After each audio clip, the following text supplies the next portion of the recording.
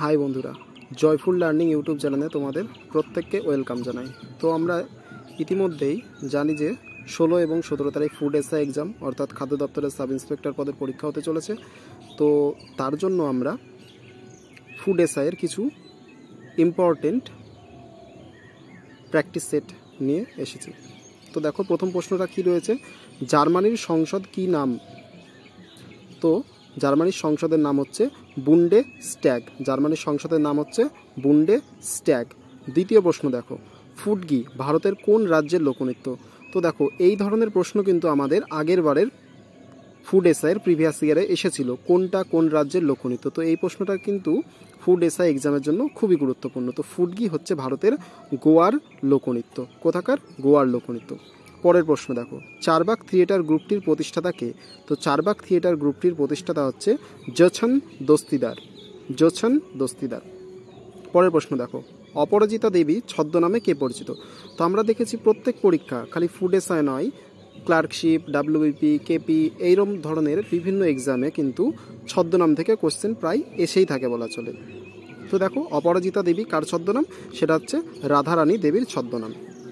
পরের প্রশ্ন দেখো, ওস্তাদ রশিদ খান কোন ঘরানার সঙ্গীত শিল্পী ছিলেন? তো ওস্তাদ রশিদ খান ছিলেন হচ্ছে রামপুর সহস্তাওয়ান ঘরানার সঙ্গীত শিল্পী।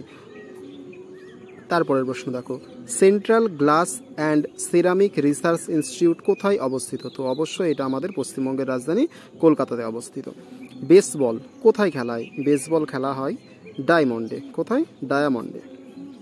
নেক্সট, পরবর্তী প্রশ্ন দেখো, অরুন্ধতী রায় তার কোন বইয়ের জন্য বুকার প্রাইজ পায়? তো আমরা জানি বুকার প্রাইজ পেয়েছে অরুন্ধতী রায়, তো কোন বইয়ের জন্য?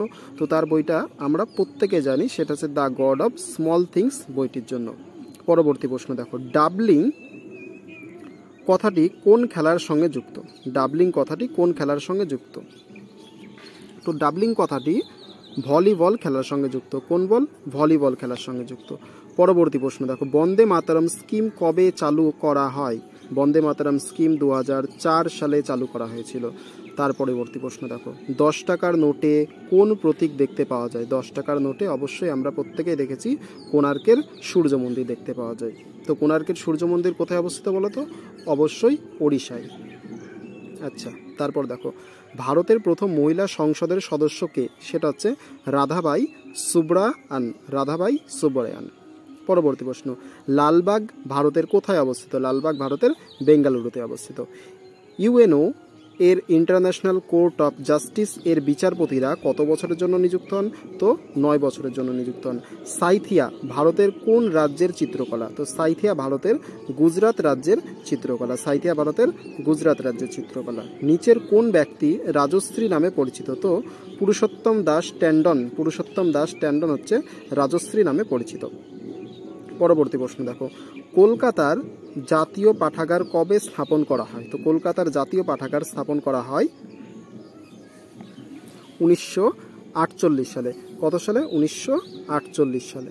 পরবর্তী প্রশ্ন দেখো, খুবই ইম্পর্টেন্ট, বায়ু কি ধরনের রাসায়নিক পদার্থ? বায়ু হচ্ছে সমসত্ব মিশ্রণ। পরবর্তী প্রশ্ন দেখো, পৃষ্ঠটানের মাত্রা কি?